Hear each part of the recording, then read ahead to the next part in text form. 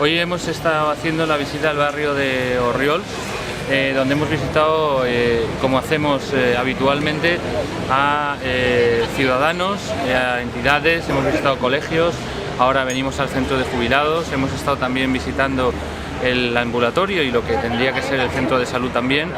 y estos días estamos dedicando fundamentalmente, queremos hacer especial hincapié en los servicios públicos básicos. Nosotros creemos que el ayuntamiento ha de poner a las personas primeros, esa debe ser una de las prioridades fundamentales, y cuando hablamos de las personas primero hablamos sobre todo de los servicios públicos básicos, de educación, de sanidad y del desarrollo y la aplicación de la ley de dependencia en Valencia.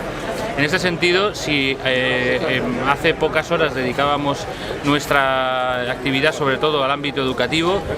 señalando que el Gobierno de España había tenido un gran compromiso en este sentido, porque hay ahora 4 nuevas escuelas infantiles construidas con el Plan Zapatero, hoy sí que queríamos un poco denunciar la situación del tema de la sanidad y los centros de salud en Valencia. Creemos que hace falta un mayor compromiso de las instituciones con los servicios de salud a los ciudadanos, y lo creemos porque no es posible que todavía en Valencia haya 7 barrios que no dispongan de centros de salud, que están comprometidos desde hace algunos de ellos 3 y 4 años, y que evidentemente pues no es lógico que los vecinos no dispongan de ese tipo de servicios, o bien estén todavía en plantas bajas en unas condiciones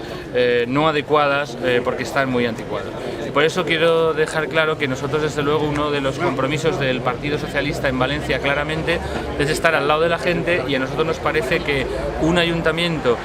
independientemente de las competencias que tenga, ha de estar al lado de sus ciudadanos, y por eso nosotros desde el principio queremos dejar claro nuestro absoluto compromiso con el acceso a la educación de la gente como un factor de igualdad fundamental, y desde luego también de una manera muy clara queremos dejar claro que nosotros seremos reivindicativos, gobierne quien gobierne la Generalitat, para que en Valencia se hagan los centros de salud que todavía faltan, y que desde luego pues, los ciudadanos de Valencia tengan esa asistencia sanitaria que merecen y que es la lógica en un país desarrollado como el nuestro. Esos déficits han de superarse, y desde luego nosotros vamos a estar al lado de la gente en esa cuestión.